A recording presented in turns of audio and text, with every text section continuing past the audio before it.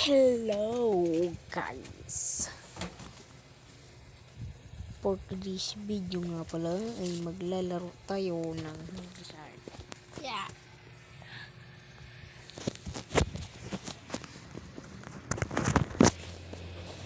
So ngayon ay ito ang ating lalaruin dahil binura ko na yung The Force.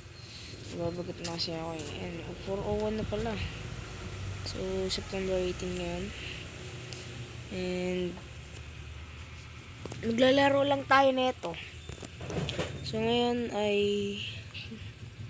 nakikita nyo naman marami tayong pera. So bibigyan ko na lang kayo ng link para magkaroon din kayo ng pera. Katulad ng ganyan, karami na yan na nakikita nyo yan. Ay nakabuisit.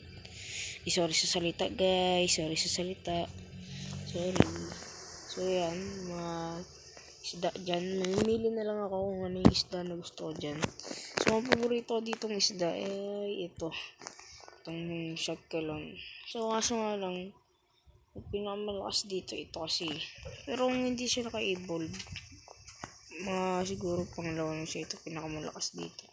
Ito kasi naka-evolve ito eh. Kaya malakas siya. Yan. Ganyan yung pangalan niya. Behemoth.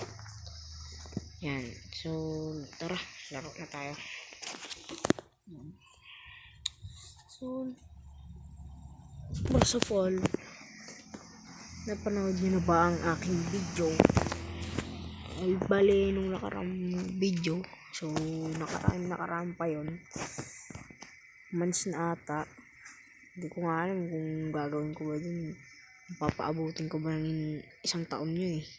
Bago lang makapagawa ng video. Kasi guys, nag-aaral pa po ako. Sa mga hindi pa po nakakaalam, nag-aaral pa po ako. So, hindi ko masyadong natututuan ng aking YouTube channel. Dahil bago lang din naman po ako. So, ko rin po alam kung bakit ganun. Kaya po, ikukwento na lang po sa inyo habang naglalaro ako kung bakit po ako naging YouTuber. Hindi pala bali YouTuber, magiging YouTuber pa lang. Isip-isip po kasi, parang tinatamad lang po ako. Gusto ko na po magawa ng video para medyo umano naman, kahit pa paano, makaluwag-luwag kami.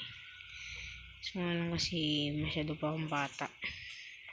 Guys, 11 years old pa lang po ako guys. Susunod guys, kapag nag 100 subscribers tayo, magpo-face reveal ako. Gusto niyo ba yun guys? So kung hindi pa kayo nakasubscribe, wala pa po akong subscriber, tignan niyo po yung YouTube ko. So kung hindi pa po kayo nakasubscribe, mag-subscribe na kayo guys.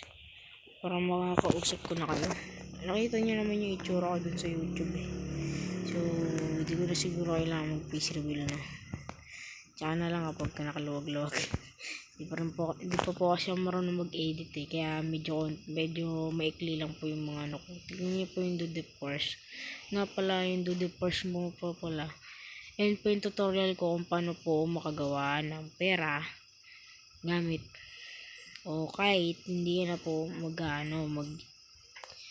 gagawa o mag-cheat mismo dun sa game ka dapat mag-cheat, hindi yung sa ibang link pa. So yan, gold rush no. Yamiti lami kaayo. So guys, hindi ko alam kung paano patayin dito yung pinakamalaking crab. So sabihin nyo na lang kung ano yung pinakamalaking crab dito o saan siya nakaano. So may mapa naman tayo dito eh. Hindi ko alam kung ito ba yung tama. Itong ano na to. Yan. Kung tama ba yan o hindi. So, mamaya guys, i-end ko na to kasi ano po yun. Alam naman po, hindi naman po marunong mag-edit yung magkakalakalati. Tsaka yung cellphone ko po kasi malapit na po mag full memory kaya hindi po ako makagawa ng mahabang video. So, mga 5 minutes, tatapusin na natin to guys. Ay, nako.